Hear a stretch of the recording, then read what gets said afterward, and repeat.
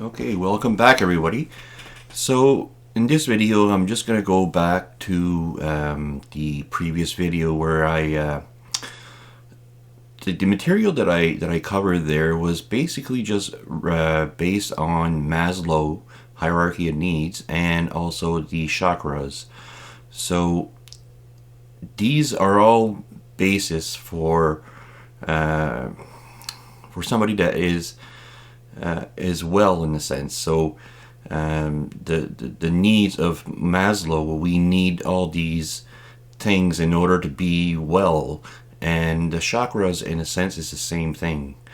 So if there's people that are not familiar, just check out Maslow's hierarchy of needs and also the chakras, and you'll see a little bit more what I mean.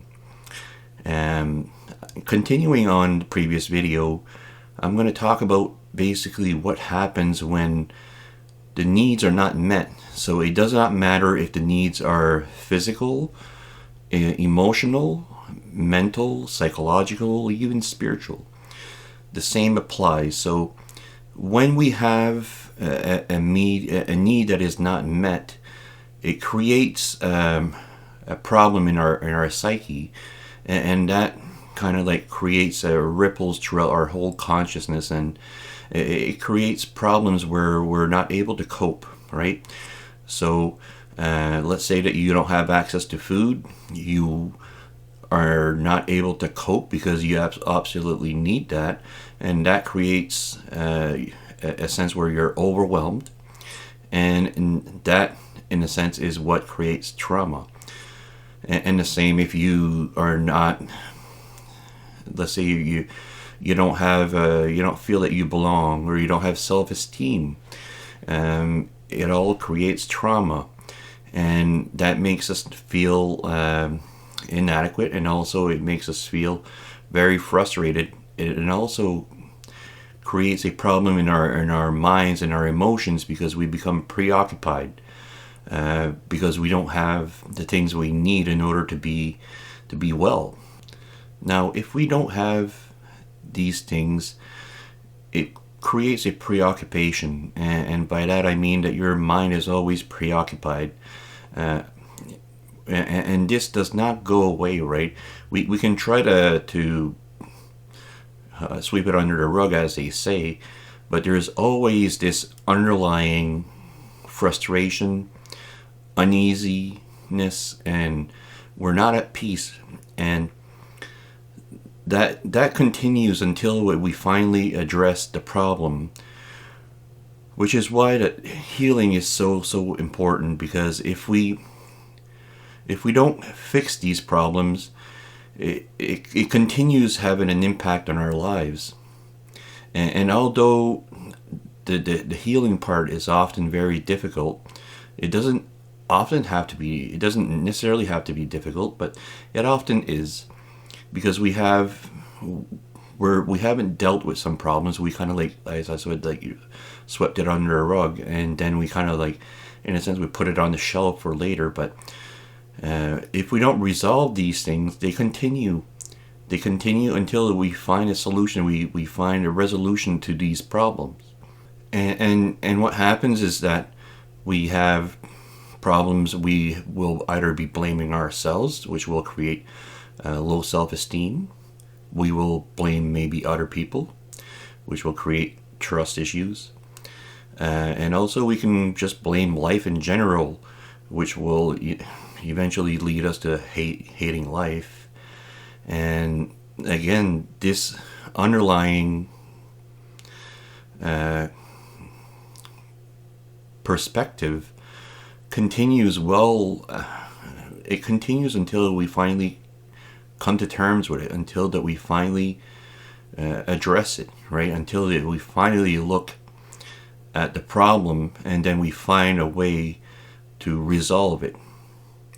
And as I said, it always goes back to the preoccupation of our minds and our emotions.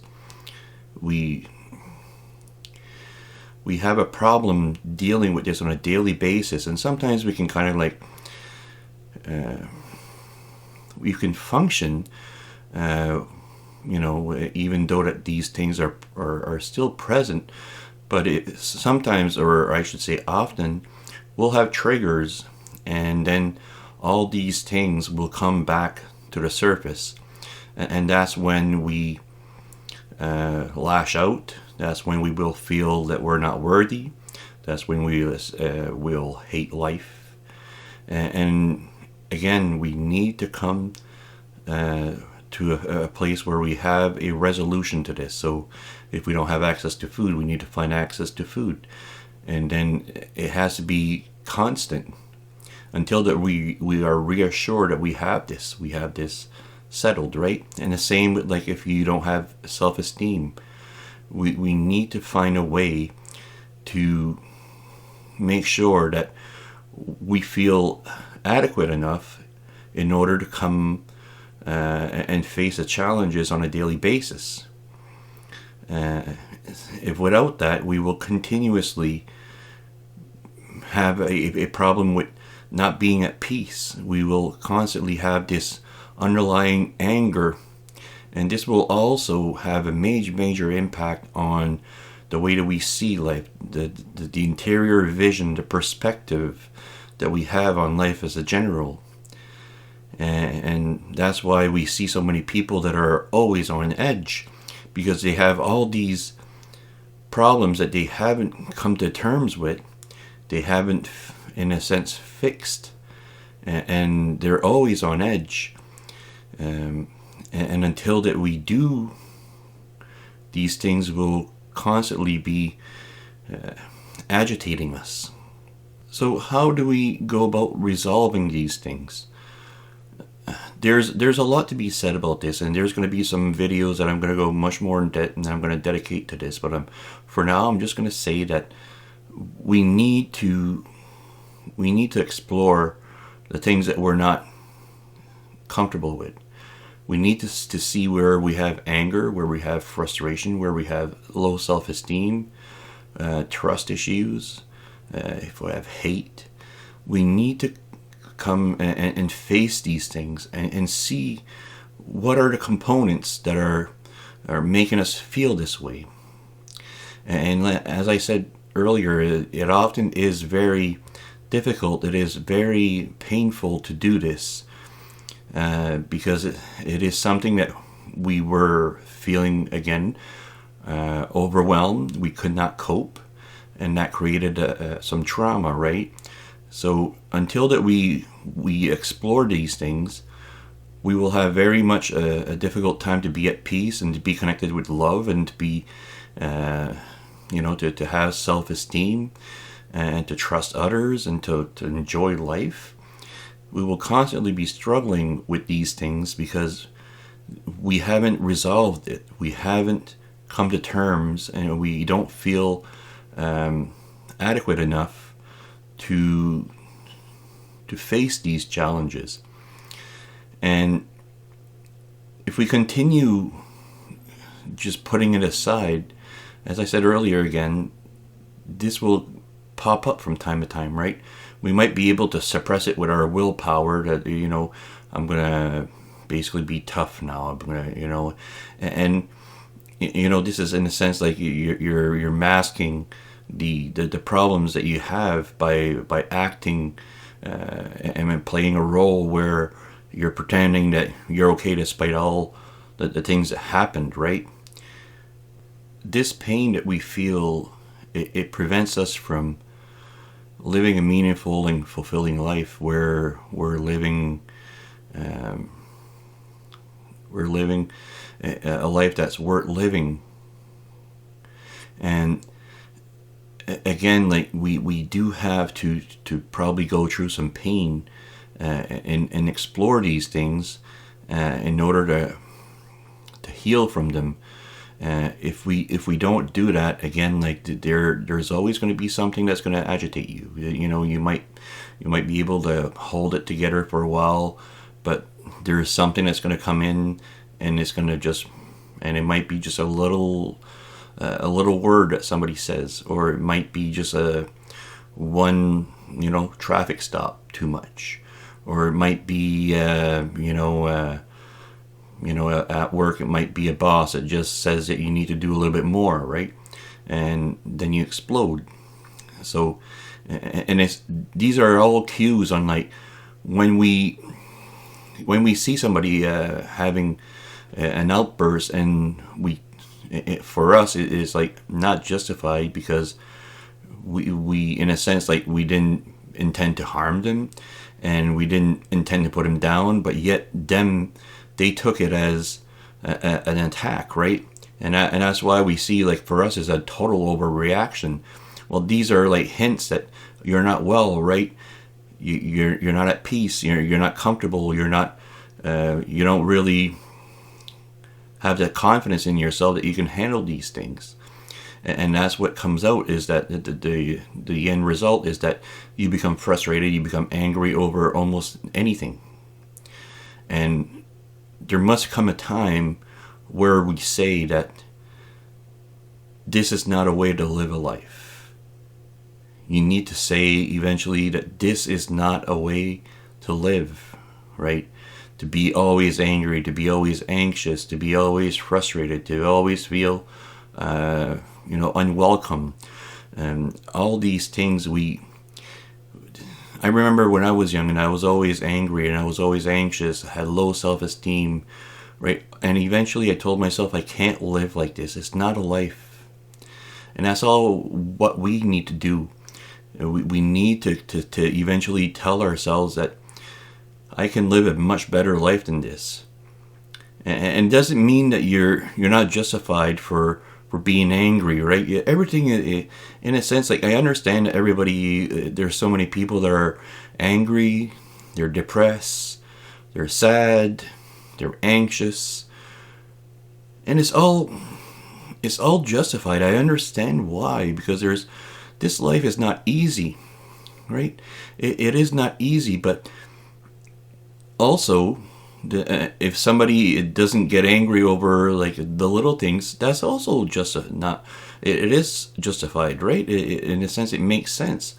So the thing is you have to ask yourself, is what kind of life do you want to live? What would be, in your opinion, a life that's worth living? And that's where we have to go back to, is that what is the life that you want, right?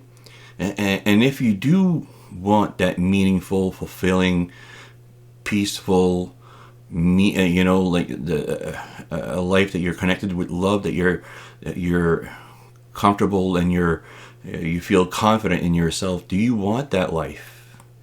If you do, you're going to have to want it more than the fear that you have to face the trauma that you have. You're going to have to want that more than the fear, right? And there's more good news, as far as like if we heal, the body holds most of this pain that we have. And the good news is that if we are able to heal the things that have hurt us, the emotional pain, the psychological pain, it often, or I should say almost always, releases some physical pain. And by that I mean that if you ever have, let's say, an accident, and then a whole bunch of trauma is stored in your injuries, right? So you might have some anger in there, you might have some low self-esteem in there, you might have some trust issues in there. And once that you do have some healing, as far as that you face it, you've come to understand it, you transformed it into a lesson where you understand yourself and you understand life more, and then most of the pain that you have will be gone. Not necessarily fully gone, but because there's always going to be some residue, and that's going to be another topic for another time, where when we do heal, most of the time there's always some residue, there's always something else that is connected with this pain that we haven't fixed yet, right? And that is why the pain is greatly reduced but is not gone. There's still some residue, there's still some stuff that you haven't explored and you haven't healed yet, right? And if you ever come to a point where you're able to heal from this, then I believe that there is going to be no more pain. I'm not there yet. I have still some physical pain, but the physical pain that I have now compared to what I used to is much diminished. It is greatly diminished from what it used to be. Now, when we do heal and we really connect to our essence and to our awareness, to our soul, if you want to put it that way, or spirit, that in a sense, like the pain in a sense is very tied, is very connected to the ego. The ego, it is a wound that doesn't want to heal. And the spiritual life is the real you, the spiritual you. It is never wounded. There is never anything really wrong with that. And if we're able to connect with that side, again, the pain and the feeling of inadequacy and all this frustration, nervousness, and all this stuff, it is gone. Because you realize that the real you is not this body. The real you is the awareness, the consciousness, the intelligence. This is the real you, the spiritual you. In my opinion, it is the real you. And if we're able to connect with that, then we really give ourselves a gift of the healing, right? Because for me, there's two ways to heal. The one is the thing that it needs healing is the ego, the wounds. But the other way to heal is to be connected with who you are, who or what you are. As I said, there is no, your soul is not wounded. Your essence, the spirit, is not wounded. There's no pain there. There's no trauma there, right? So the question is are you going to allow yourself to give yourself the gift of healing? Are you going to permit yourself to living a life worth living? And that goes back to, do you believe that you deserve it? And that's where I believe that in a sense you do need to eventually get to the point where you believe that you deserve a meaningful, fulfilling life. And that is the greatest gift that we can give ourselves, is to connect with these things, to connect with the real you. And there's nothing more that you need to do in a sense. If you do that, then everything else becomes in a sense like irrelevant. The ego becomes irrelevant. Not that you don't have a body anymore, but it doesn't become important.